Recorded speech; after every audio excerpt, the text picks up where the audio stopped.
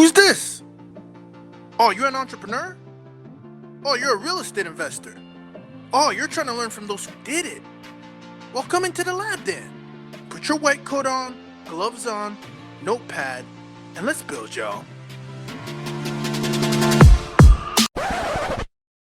Real estate experiment. What is happening, y'all? Today I have the pleasure of meeting the man across the screen from me here. We got Jim Monk in the lab, but also in his closet. Literally, like if you're listening to this and you don't see it, this is like great marketing 101. As you guys know, we literally just rolled out Digital Assets Thursday, and I think this is one of the best marketing I guess presentations I've seen in a while. So Jim, the founder of Clozzits, welcome in the lab right out of your very own closet. It is a pleasure to have you. What's going on, my man? It's going great. Actually, I'm excited to be on here, and more importantly, stepping outside of our closet into your lab. It's amazing. Yeah, absolutely, man. You're throwing up an alley-oop already. So listen, this is fascinating. So I was saying this off the air, and you are a true embodiment of an experiment, because in no way I would have thought of Clozzits as a way to do value add. And I'm thinking, like, I'm so curious to hear, how did you stumble across this one? And, you know, what problem are you solving? How did you even carve a place in the market for this? Because I have to be honest, maybe it's me, maybe I'm the ignorant one, but this hasn't come up. When we talk about value add, people are talking about floors, people are talking about this and that. Yeah. And it makes so much sense. But the way you put it into perspective, like, oh my gosh, like I'm looking at the statistics on your website and I'm like, wow, this really is a true value add. So let's take a step back. First of all, welcome to the lab, but how did this experiment even come out of? Like, tell me, please. So it's a great way of putting it, is actually an experiment. So about 3 years ago, I was leaving or exiting another company, a manufacturer that I'd been involved in, and turning them around. And I was sitting down talking to one of my friends, a gentleman by the name of Stephen Bolos, and big time. He ran the largest renovation company in multifamily. It ultimately was acquired by a larger group called Katera out of California, backed by SoftBank. And I was a passive investor in real estate. And I was going through this whole deja vu kind of scenario, which was, we've done the hard surfaces, we've done the flooring, we've done the backsplash. And I was asking him, I said, what are people doing today? Because the reality is, I can't move the needle anymore on our property. There's just nothing more to be done. I don't know what else to do. That's not going to be crazy, ridiculously expensive. Let me throw that out there. And he said, I don't really know. He said, you know, they were doing tens of thousands of renovations. And he said, there's not much that's, you know, what you're talking about is the same problem a lot of people run into. They're in their second, third iteration of renovation. And so, yeah, there's not much to be done. And so I thought about it as an entrepreneur. I said, okay, what is the one area of the apartment that has never been touched or no one putting money into? And he came back to me, he said, well, I don't know. Let me think about that. He came back a couple of days later, he said, the closet. And I said, why so? And he said, there's no value in there. And so it got me on this question of, or quest actually, of what if I could present a value add, forget the value add from it, what if I could present a value add that could raise rents 2 to 5% and a strong ROI over a 3 to 4 year period? Because that's what we're all looking for from a formula perspective. We all want that. And so I started researching and talking to others in the industry, real large companies out there, UDR, the Harbor Group, multi-billion-dollar holding companies, and said, what if and they said, you know what, we'd be interested in something like that. And this is all pre-COVID. And this is about 2 years ago at that point. And I said, what about the closet?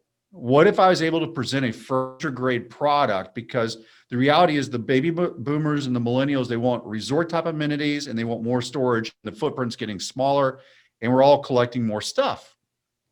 And they said, you know, I don't know if it can support that. You know, that was the question that came about. And I said, well, let's beta test. So when you're talking about being in a lab, we beta tested. We went into Dallas. We're out of Dallas. So we went into our local markets. We went into Houston, Phoenix, and Raleigh, North Carolina. And we found that every one of them saw between a 2 to 5% rent increase, which equates out to our average is between $35 and $50 rent increases per month, post-COVID even now, post-COVID. And so what happened was, as we beta tested these guys, they'd say, well, let's do 5 to 10. units. Then they'd say, let's do 30 to 50 units.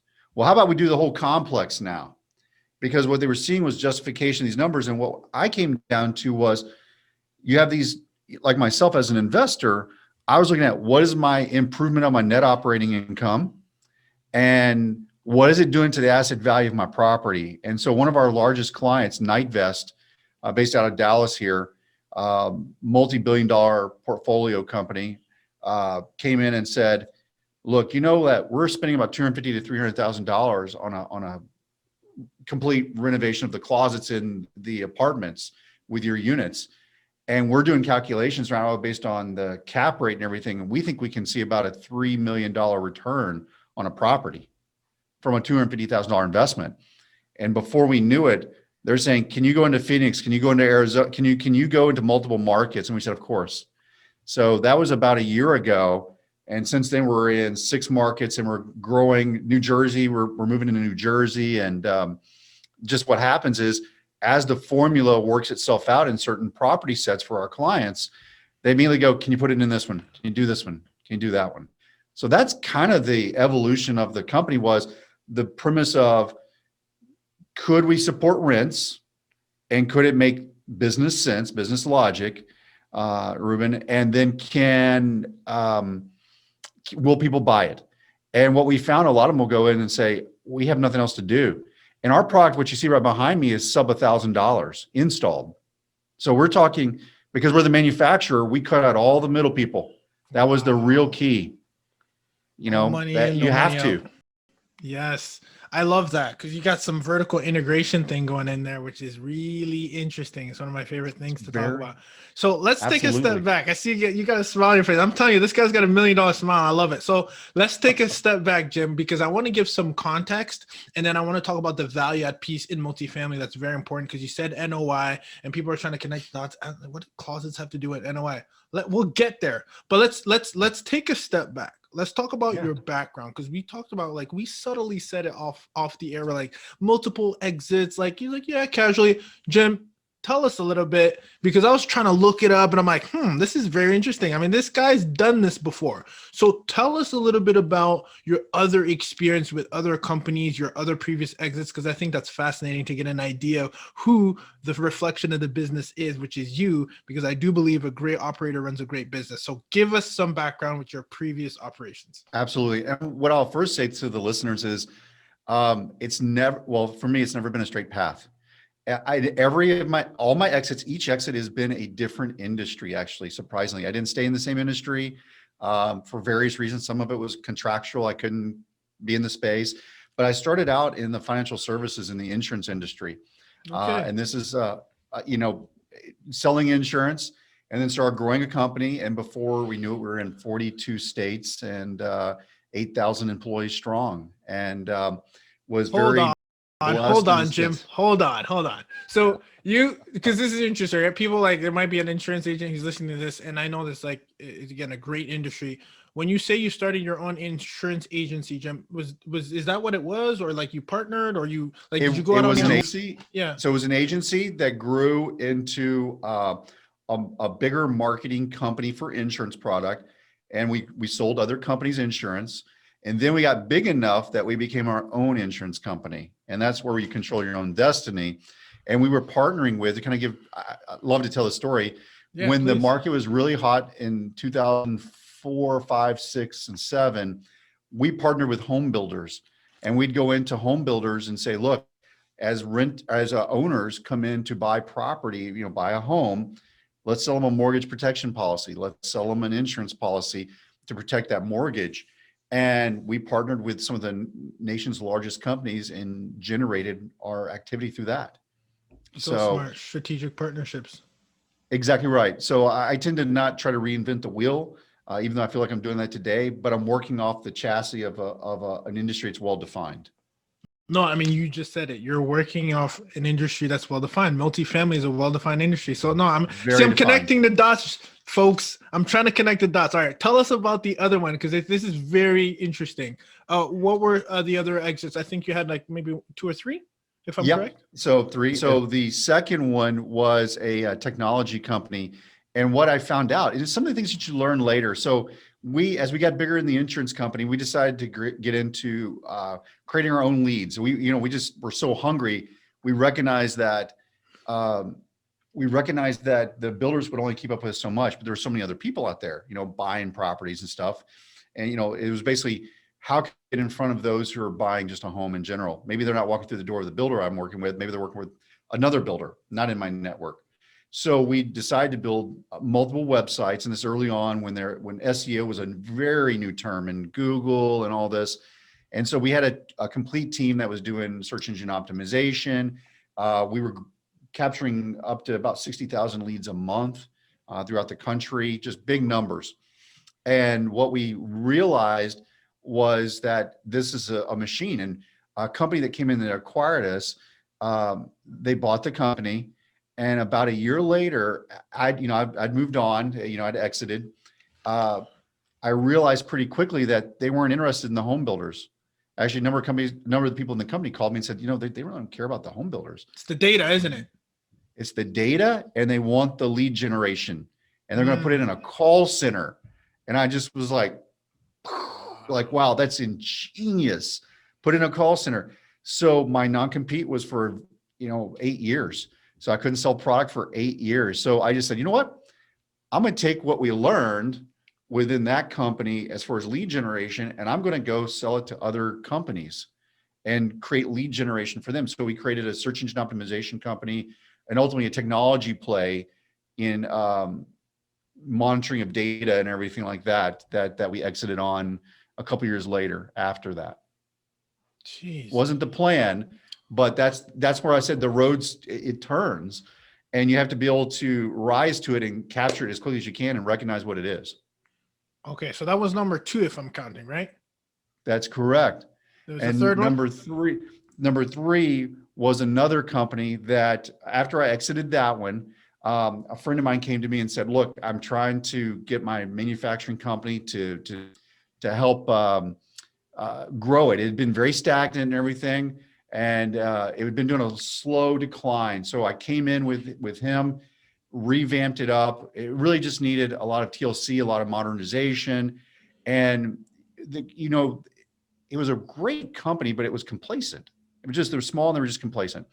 And took that company, grew it really fast over 4 years, tripled the size of the company from 10 million to about 38 million, almost $40 million. And then exited on that one with him and everything. And that led me into where I'm at today with Clozzits, which was what I was looking for. I was looking to stay in multifamily as a passive investor, do some things, be a dad, do a number of things.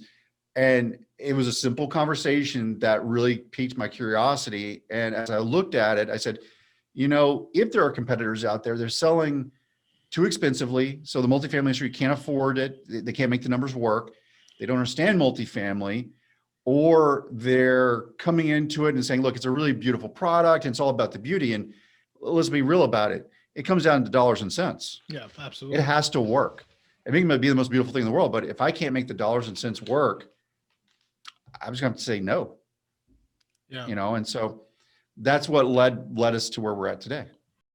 Oh, don't worry. We're going to dive deep in this. This is so interesting because I was having this conversation with a friend yesterday who's, operating. I guess he's got a lot of things on his plate. And a good tip is, one of my good friends also tells me, is another business owner had an exit. And he's like, the first business doesn't have to be the home run business. And right. Sometimes we think that like, oh man, this has to be the one who takes us to the moon. I was just saying that to like, look at Elon Musk, right? Like PayPal then went on to, right? So, and I think that's important for entrepreneurs, because sometimes they're like, no, this has got to be it. And it's got to be, no, it could be a stepping stone to another business. And it's so funny that you're coming on and you're saying this, because you're literally saying, now I'm back in real estate and I came full circle. And it's just hitting me. This is personal, guys. I'm saying, this is Jim, you're bringing things full circle already, but I needed to highlight that, because I think one thing I have to ask you as our listeners, as entrepreneurs, whether we're in the real estate space or not, we're solving problems, we're identifying demand.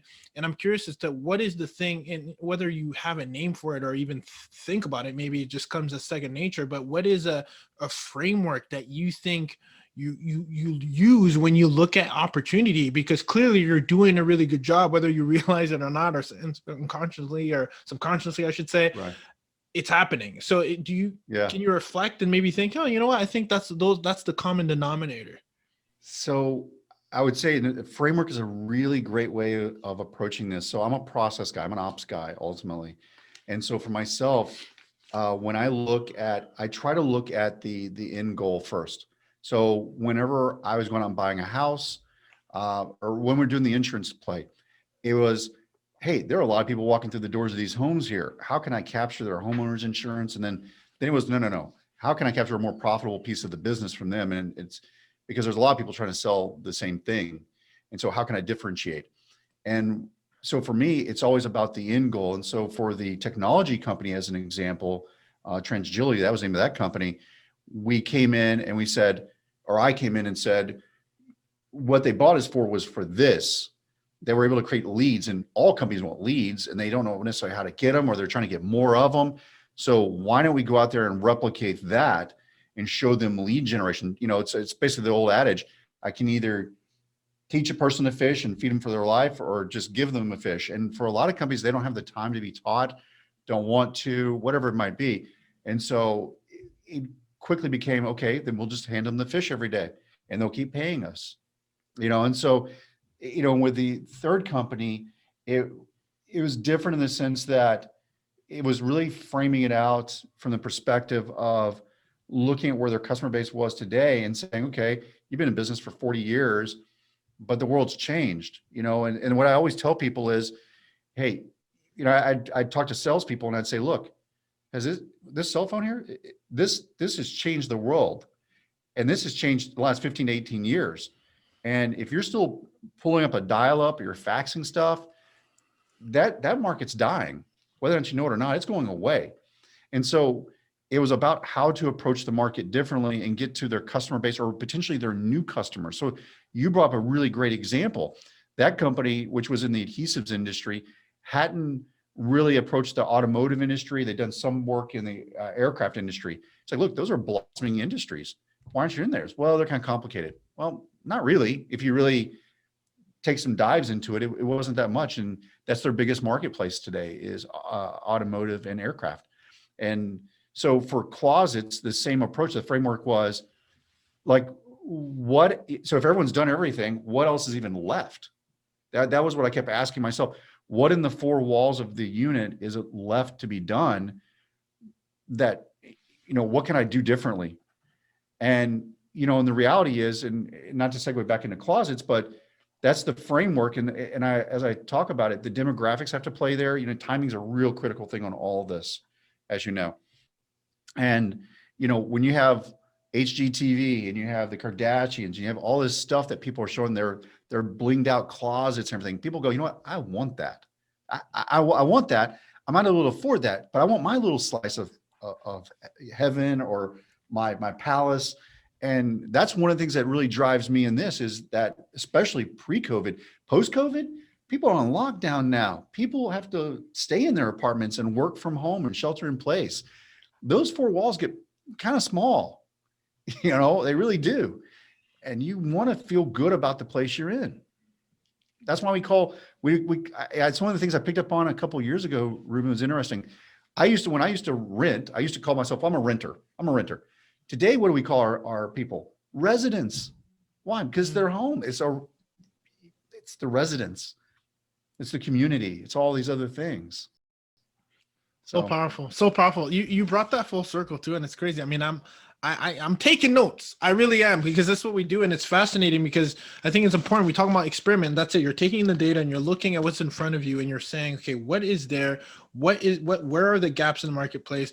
You talked about the device, right? All of the devices that we have, even our cell phones, they're updating, they're changing. I mean, we need to adapt along the way, or else you end up like Xerox or exactly right.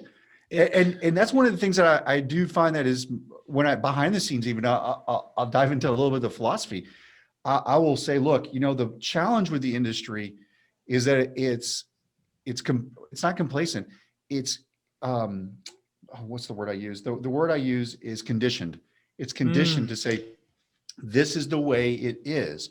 These are the way I get my numbers. And truly for us, the ideal clients are the ones who are spearheading this, they're taking advantage of this. I literally, we've had calls where prospective clients will call us and say, look, I know when I shop that property down the street, your client is getting the installs right now. I know what they're charging and they're beating us out right now. Can we get the closet system in here? And you can just almost hear frustration, but at the same point in time, a solution, and you're going, absolutely, we can help you out. But it's very interesting to see how we have grown, and a lot of it word of mouth and a lot of it through internal referrals of the clients. But just as people shop each other and look at the amenity sets and so forth, we were ripping out wire racking that's been put into right now into a building that was built 6 months ago. Built 6 months ago, ripping out the wire racking. And that's what I tell people, not to get full circle on things, but this is, I'll grab something here. I'll show you. This is what we fight every day. This is what we see day in, day out. This is utilitarian. It works, but it's not going to raise your rents. The product behind me will raise the rents because it's a furniture grade product. And what would you call that? What you just held in the camera? That was that's wire racking. So that if you're listening to this, Jim was showing the wire racking. That's like the good old grills that you see. That again, not our high level, right? That's the point you're trying to make, right? It's not appealing, and that's one thing that you said. Everyone wants a piece of the action in the marketplace, and I want it to look like what I see on TV. So let's deep dive into the value add, because now we have full context to who the mad scientist is behind all these experiments. That's Jim Monk right here with me live, and it's amazing what you did. And I want to say something that you said, the key word, and I'm going to use this. We are conditioned to look at things one way, like, oh yeah, value add this is what most investors are doing. And you're not reinventing the wheel, but you're reconditioning the model. I'm like, wow. I'm like, that's just so interesting. So one of the things I tell our people internally here is, look, the taxi service has been around for 100 years. It worked. It was great. Then Uber came along and disrupted it. And actually I consider us disruptive, because of that conditioning. And so, because we're an on-demand product, and we'll talk about that here a little bit later, but we're like an Uber. We're a platform. We're going out there. We're servicing a certain way. But Uber didn't create the taxi services. They just figured out a new way to spin it into how the consumer today wants to work. And then with devices like this and different things, everything lined up timing. It's so critical. Yeah. So let's talk about the quintessential value adds that we hear, right? And you might be able to help me on this, right? So in real estate, in commercial real estate, just so we're very clear, one way, if you're listening, is you're still trying to connect the dots. One way that we add value is by, increase the property's value is by doing value add, right? So most people could change cabinets, they could change the floors, they could, and one thing that Jim was saying is that they did the typical changes in most of their properties, and they were looking at what else can we do to squeeze the juice, because this asset is there. And as we know, in commercial real estate, we can increase the value. It's not based on comps like residential. Whatever you're able to charge for and people are willing to rent for, that increases your gross operating income, which then grosses your net operating income, hopefully, if you're doing all the right things. So bringing it full circle, you identify this niche in the marketplace, this demand, and I want to pull out some facts that I saw on your website. I'm like, what? It literally says the top deciding factor, 70% of renters said closet space is a top deciding factor, which I was blown away. Great website, by the way. You guys got to check it out. Clozzits.com if you're listening to this. 49% of people would pay an additional $75 a month with more storage space. And then this is a key one. Ladies and gentlemen, 70% of women said they would fall in love with a residence that had more closet storage space. That's from Trulia.com. The other resources are multifamilyexecutive.com and landlordology.com. Those numbers to me are very important and you can't ignore them. So now let's talk about, I want to go back to that key number you said, like the increase 2 to 5%. Is that what we're really talking about? Yeah, as an average, our client in the marketplace today sees between a 35 and 50%, depending on what class of property, either an A or B. So, we've done some work in C's, but typically you're seeing it in the B's that want to migrate up, or the A properties. And it's between a 35 to 50% rent increase. And that's our average throughout the country, actually. Okay, tell us about the process. So that's a great question. So when a client recognizes, or a prospective client recognizes, that this is something that they want to look at, the very first thing that we do, and you talk about numbers and all this, we actually have a calculator that will say, look, if you got X number of units, and we do the formulas, and the way it works is we will get the layouts from the ownership or the management company. They will basically say, here's the layouts, or here, we just kind of did a real quick walk through and measured out the closets. We then have our internal design team at no cost design them, do the layouts to optimize the space. So we do it free of charge. Then what happens is that allows us to know what the pricing is going to be. And we have defined pricing for each of the items you see, each of the SKU sets and so forth. And so what we do then is say, here's the pricing, here's how many units you have, here is what the total investment would be. And know this, we're either doing what we call a big, kind of big bang. So we're blowing out all the units, occupied and unoccupied. But most of our clients, this is one that's very interesting. And this is one of the things that makes us very unique in the marketplace, is an on-demand process. So we do it on the make ready or the turns. So as residents leave, then we're going in and we're installing, or we're shipping the product directly to the client. We have clients that do their own self-fulfillment. And what they're doing on this is that we will do the design work. We will ship them the product every month, and they will have their either maintenance team or their local sub do the installations for them to lower the cost point. Because we're the manufacturer, we just want to sell the product ultimately. And so for us, what happens in that scenario is we have videos in English and in Spanish and in written format on assembly and install. So we did that because a lot of our clients say, hey, we want to do it. Or we always like to say, we can do it for you. You can do it, or do it yourself. Gosh, I can't believe you're saying this. It's like he's looking into my soul. The reason I'm saying that is we have an agency, we have it done for you, and we're literally transitioning into, we'll do it. You can do it for yourself. Do it yourself. So the fact that you said that just resonate. And I think what's really key too is you're building out like essential training, right? It's there's Yes. SOPs, right? Exactly right. Standard operating procedures for those who don't know. Gosh, yes, you're speaking my language. I'm telling you, man. There's a connection here. But this is fascinating. So I have so many questions, but I want you to finish through. So you're doing the designing, and I read somewhere on your website, because we do a deep dive, and I looked, it says not two properties are identical, right? So you're going in and you're saying, okay, based on the square footage, you're scoping out the types of model. Now I'm so curious from a scalable business perspective, like, you don't have like these cookie cutter closet kind of models sitting in the manufacturing? Like, you're literally designing it and you're customizing. Like, how do you make sure that it's like, so from a scalability point of view, this is brilliant. So the units you see behind me come in 3 to 4 different sizes. We have different widths. So each one of the ones behind me, and I'm pointing up there for those who can't see, we have like an 18-inch, 24-inch, 30-inch, 36-inch.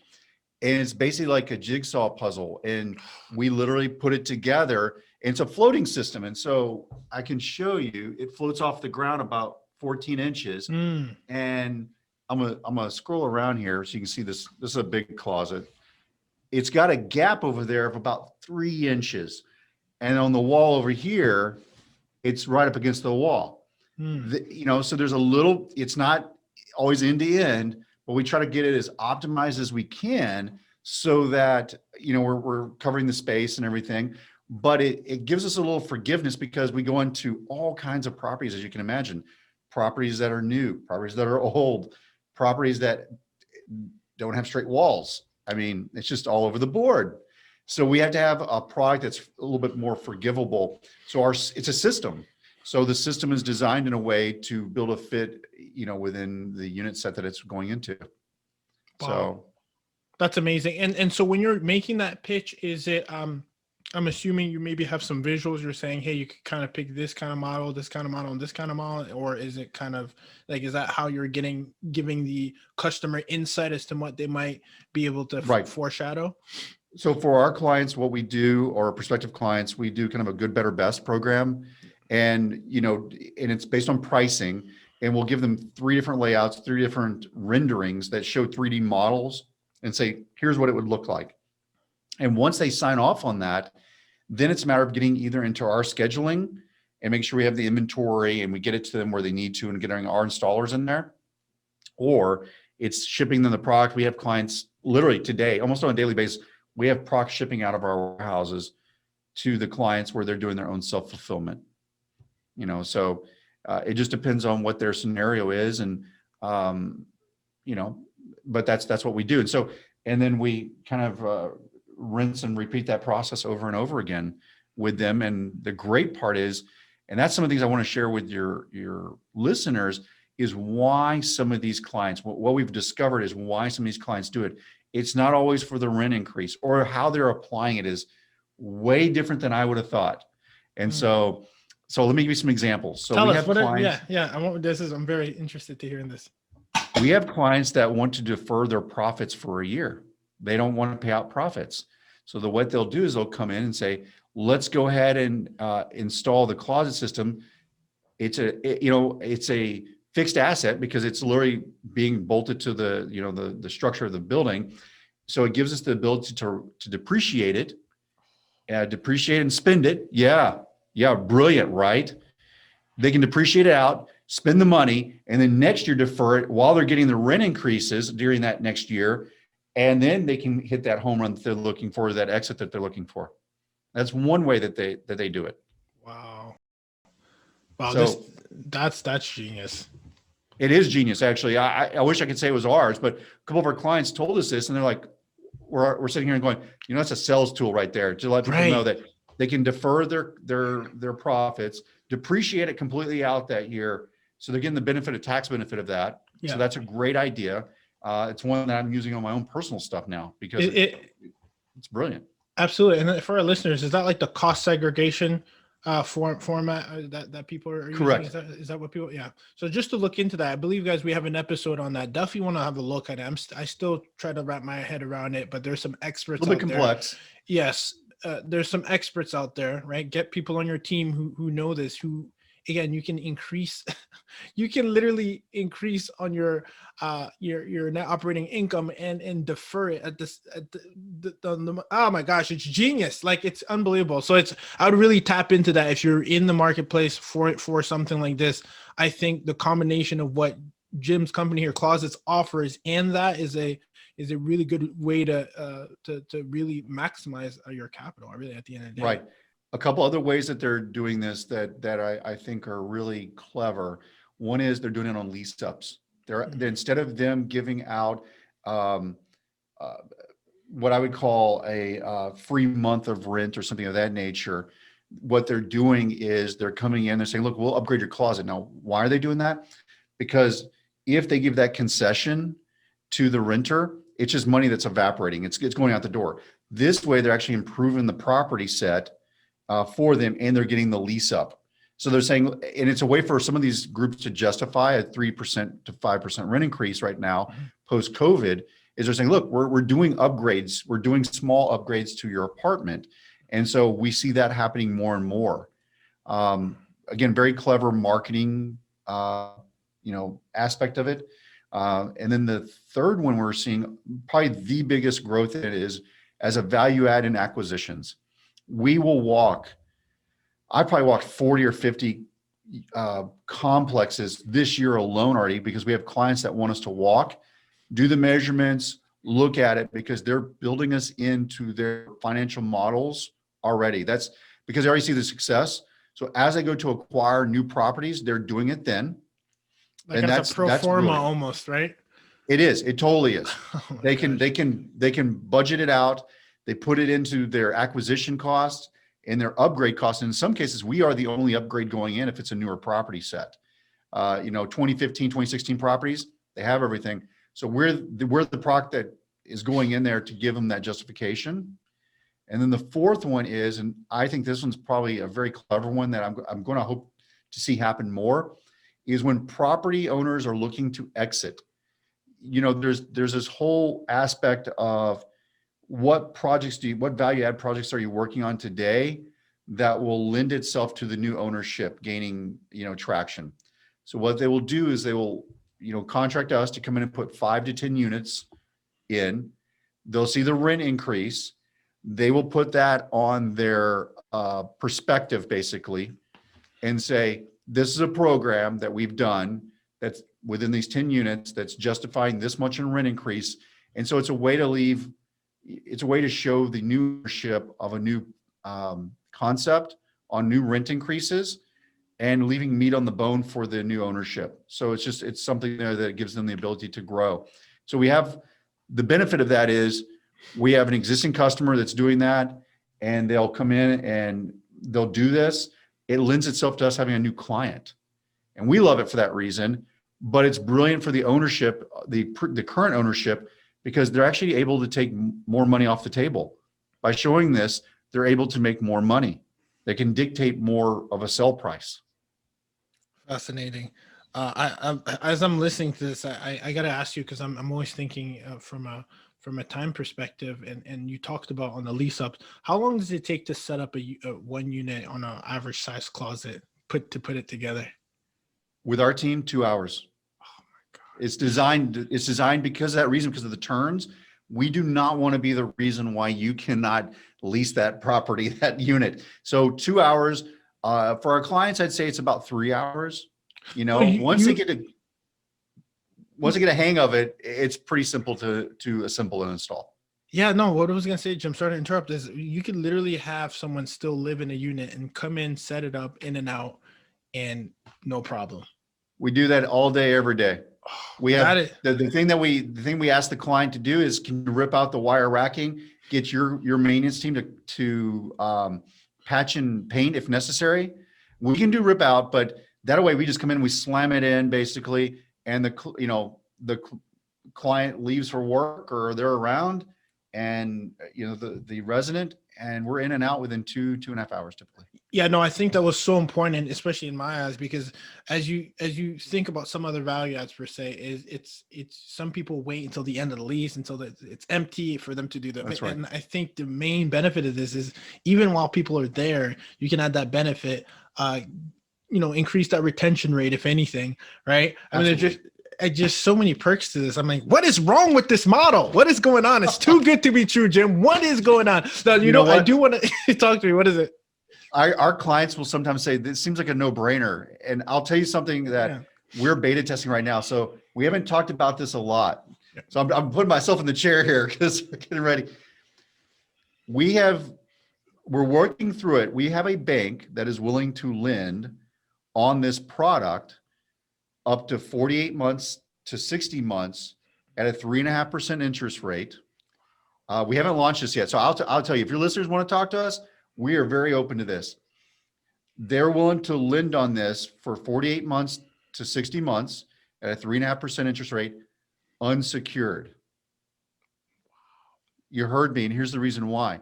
We have a lot of clients now that will say, we love the product, but we don't have CapEx on this property, but we would love to do it. But we don't have the budget for it right now. So it got me thinking about a year ago. It's taken about a year to build out the product, and we're getting ready to launch it. We've got the bank, everything's lined up. And we said, look, it has to be unsecured because the primary lien holders on these properties, the primary bankers or the institutions that are financing them, they're not going to want a secondary lien on this property. It won't go. It won't fly. So it has to be unsecured. And so we have the ability now, as of 2 weeks ago, we have not launched yet because we're kind of holding on going, okay, we need people that are willing to beta test and grow with us on this, but we're going to finance it out unsecured. Some parameters around that, but unsecured for 48 months. So that means day one we install, once you collect rents on that, you're cash flow positive on it. Wow, this is crazy. So how are you? I'm so curious. And again, you have such a good background for this. Like, but what is that pitch to those banks to take take a stab at this. Like, I mean, the numbers, I guess, speak for themselves. I'm assuming, They but like, do. what is your pitch going into this? Like, I So, mean, I guess maybe it is the conversation we're having right now because I'm sold. But can you maybe share some insight as to, if you can, of course, as to yes. what kind of that conversation is like to, again, a strategic partner? And I hope your ears are pricking here because this is how a strategic partnership looks like, or a Yeah, structure. absolutely. So when I went to the banks, I went to three of them, very large banks. And the way I pitched it was I listened to who was in the multifamily space financing because I knew they'd feel comfortable with what I was getting ready to tell them. And so ultimately we found a bank that, uh, that understood multifamily, understood what we were attempting to do, and wanted to go out there and talk to some of their clients.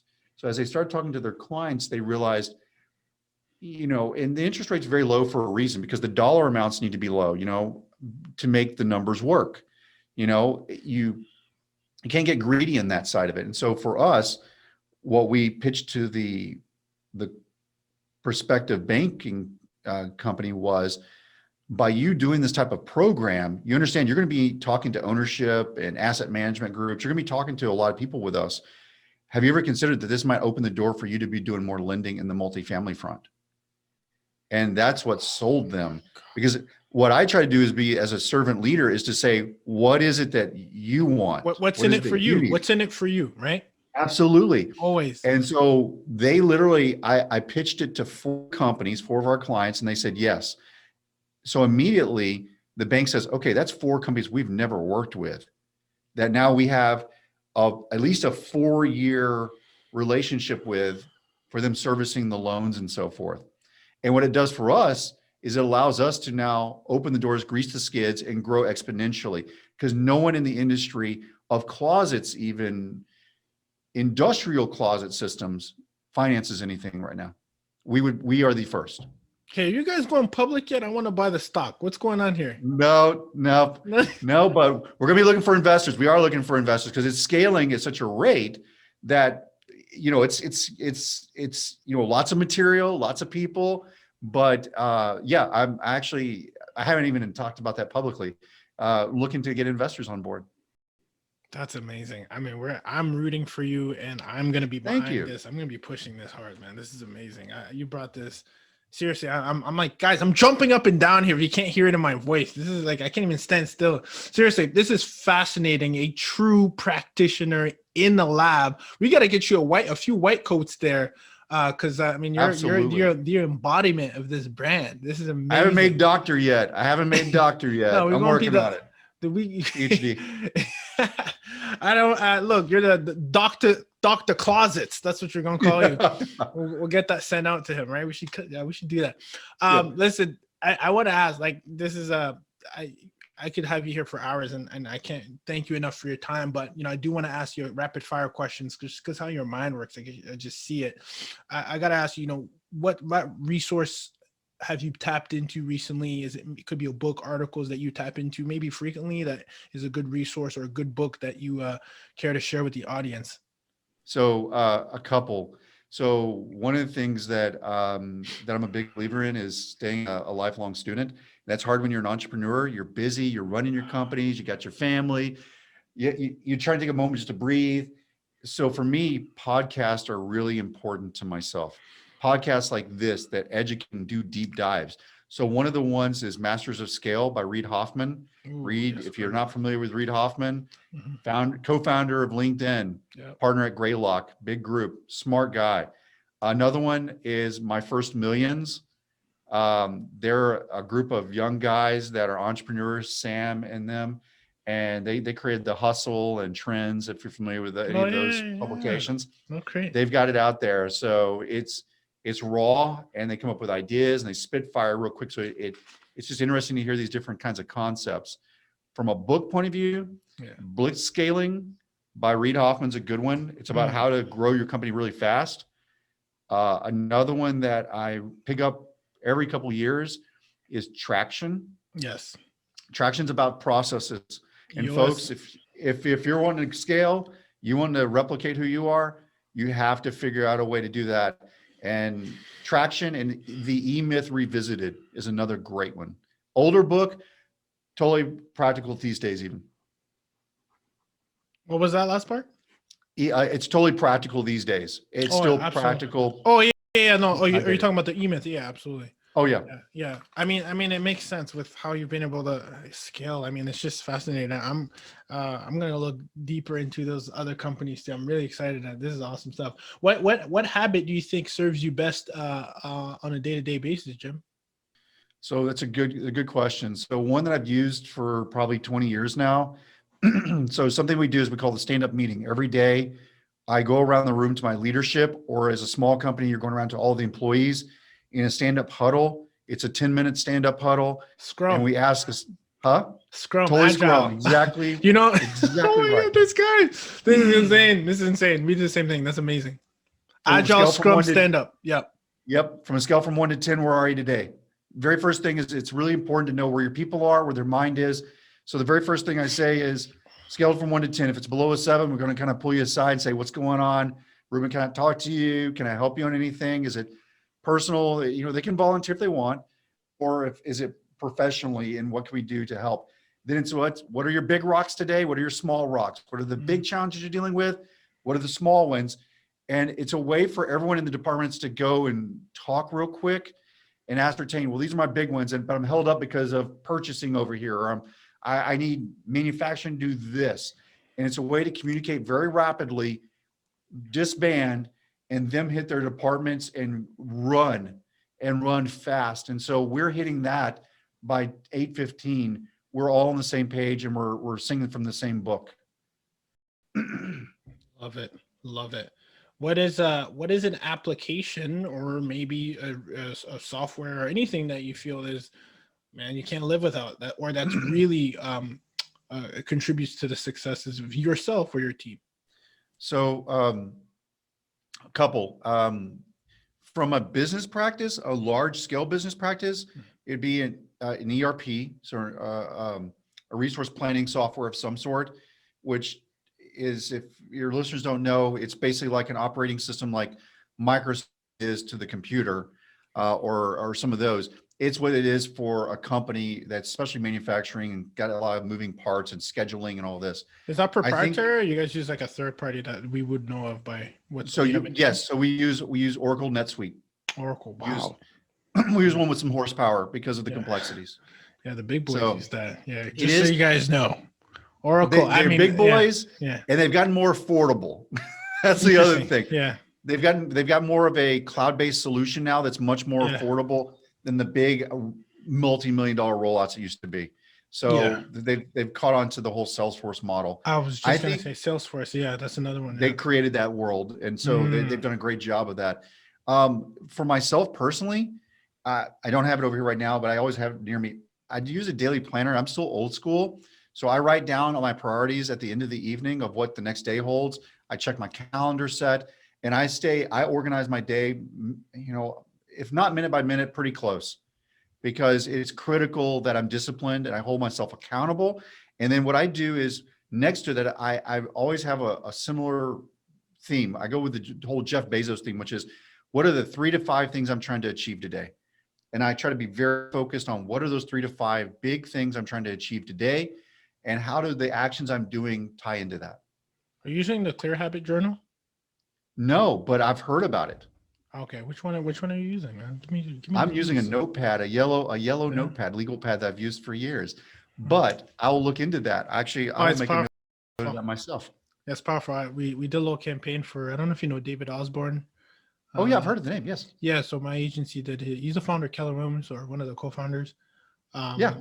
And with Gary Keller and all that, and we did a marketing campaign for him. It was like goal setting, because my agency does that. And I got an inside look, and he used the Clear Habit Journal, and I thought it was really powerful, because one of the things that he says, I've been using it for 2 years now, but one of the key things, I'll leave a gem for you guys. I was saying this in a clubhouse today, is a lot of us will set like, oh, I got to do this 4 times a week, right?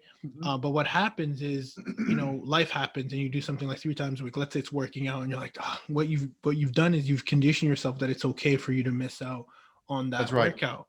But what he does instead is he'll do it like quarterly or monthly. I got to work out. Let's say if you're breaking up a month, you got 30 days a month. I got to work out 18 times. Now, what happens when it gets to the 23rd and 24th?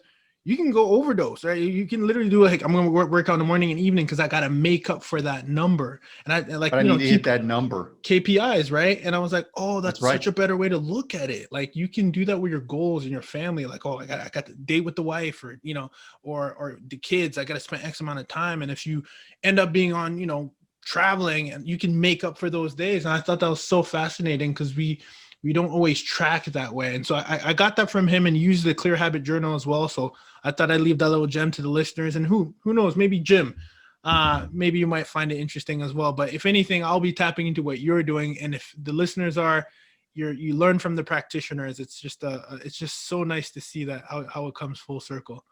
Absolutely. It holds you accountable, because that's the biggest challenge for most entrepreneurs. Who's holding us accountable? And that's another thing, actually, I'll speak to real quick. Mhm. Having either a coach or a peer group, I think, has been one of my big successes. And if you're not familiar with those, go look those up. I'm not talking a life coach. I'm talking about a business coach or a peer group of peers. Yeah, like a masterminds group. I meet with once a month, and I meet with a coach once a month. And it's all about keeping me accountable, both personally and professionally. Are you giving enough time to your family? Are you giving enough time to business? What are you doing? Because, we can get complacent, or go and listen to our own, what I call head trash, and go, we did pretty well last month. Don't need to, I can step off the gas. We're okay. We'll hit the brake a little bit. I'll take a couple of weeks of vacation time. And I always tell people, and you heard me say it before our call, hit the gas and never let off. Yeah. Ever.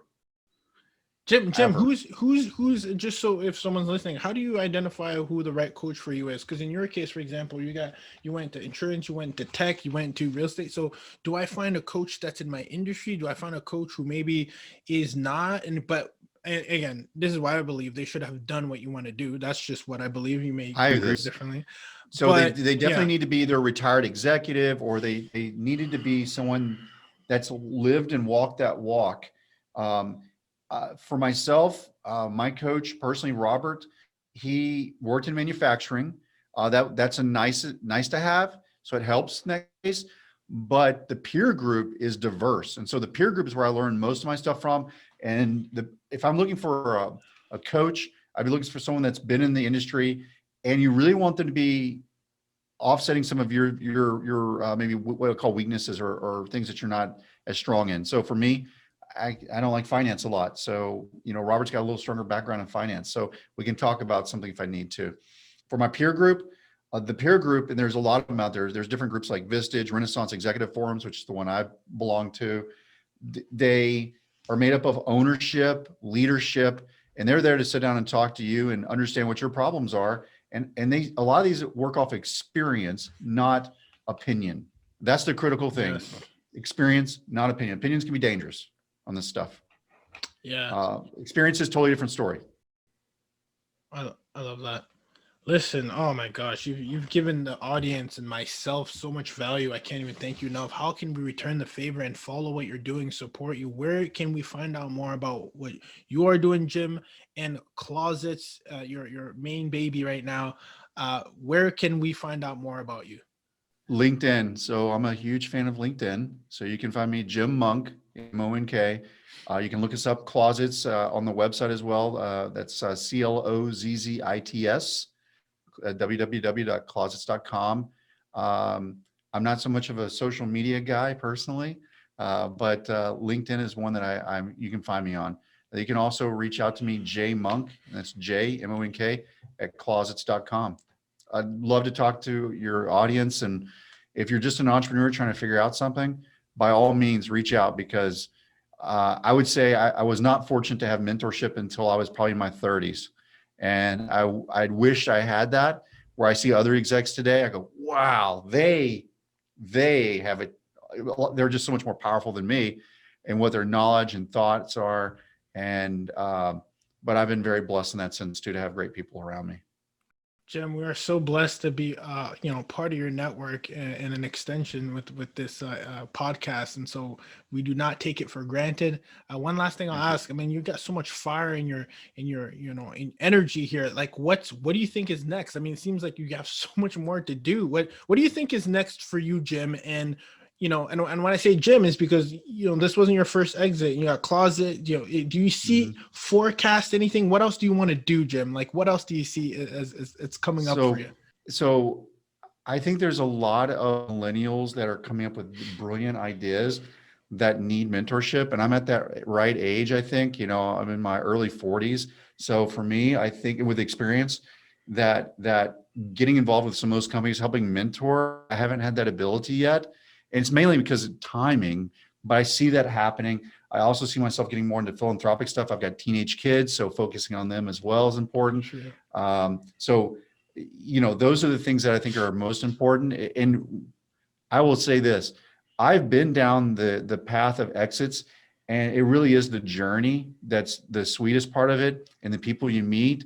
The exit is not quite as what you think, because you're really you're pulling yourself out of a job. You become you become unemployed at some point, basically. Yeah, you may have a decent sized bank account, but when your identity is so tied to something, it's like losing a good friend. It's Uh, tough. I And so for me, I love being in companies because I just love being in the company and the DNA of those companies, the fabric of those companies. So I see myself more involved in that type of stuff, and being on boards of directors and stuff. I've been asked, but I think I'm getting to the point in life where I have to go, okay, now's the time. Yeah, no, that, and look, we're right at the top of the hour, and I respect your time, but I cannot not ask you this. I don't know if are you familiar with Roland Fraser? Yes. Okay, he's a big like acquisitions business guy, and I actually joined one of his challenges because that's one of the things I'm really passionate about is buying business as well. But and the reason I say that is like, you know, you build something, I'm like, could I really walk away from this? Like, this is amazing what we've built. And then it's like, but at the same time, he's talking about acquiring other businesses that maybe, let's say ERP, right? Like software as a service. And I was just Absolutely. thinking, if that ever, you've built so many companies, I'm just so curious if that's ever on your radar of like acquiring vertical integration. Like, I'm just curious as how your mind ticks. Has that crossed your mind? So there are a couple, particularly with Clozzits, where we think there could be some add-ons even. And Mhm. I think I'd want to do that from an acquisitions point of view, because once you build out if you think about it, once you build out the conduit, uh, you know, and you're getting your people in there. Let me give you an example, a simple example. This is not it, but let's say our apartment client said, you know what, we really need someone that can change out all the doorknobs. We already have the conduit. We have installers. We teach them how to do doorknobs right there.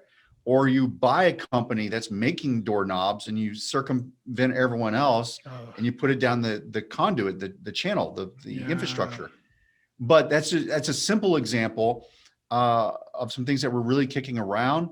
I think the biggest thing for us is building out the network. You know, our product weighs a lot, so we have to have multiple warehouses. So we're looking in Phoenix right now. We're looking in Houston. We're looking in Orlando for places to house our product. As in, you know, because shipping it from Dallas doesn't make sense. There you go. There, how the brain works behind Jim. It's so really cool to hear that. I'm gonna be following closely. I think everybody else should follow closely. If you're driving, keep your hands on the wheel. We'll have everything in the show notes. We'll include that in there. Jim, thank you so much for being in the lab. And just like that, my friends, we are out.